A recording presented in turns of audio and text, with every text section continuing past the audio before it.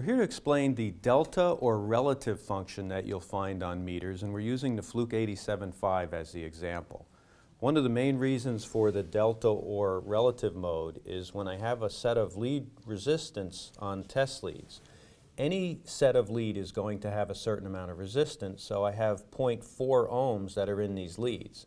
If I want to measure something accurately, I either have to mentally subtract that, or if I hit the relative mode, it takes that reading and it makes it 0. So now everything I measure will have that subtracted out of it, and I'll get a more true reading. Another good use for the relative mode is if I want to see a voltage drop between the source and the load.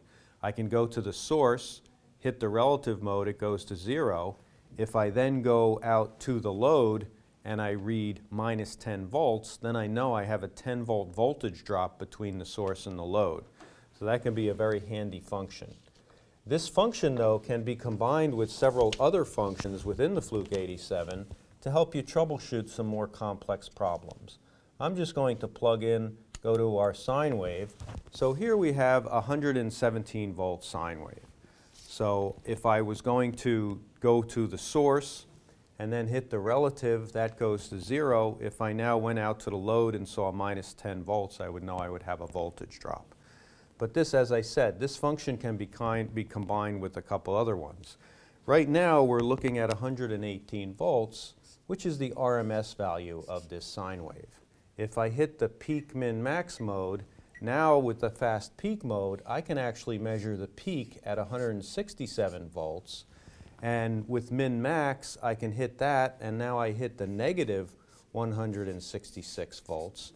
Where the relative mode comes in is I can now make this negative a 0. So if I hit relative, that becomes 0, and now I'm measuring the peak to peak of 330 volts of this sine wave by using a combination of the fast min max and the relative mode. Where for a sine wave this might not be so handy, when you're working on a square wave coming off an encoder, what you really want to see is this 0 to 5 volts, is it 0 to 12 volts? So by having that relative mode and the peak min max, you'll be able to check your square waves a whole lot better.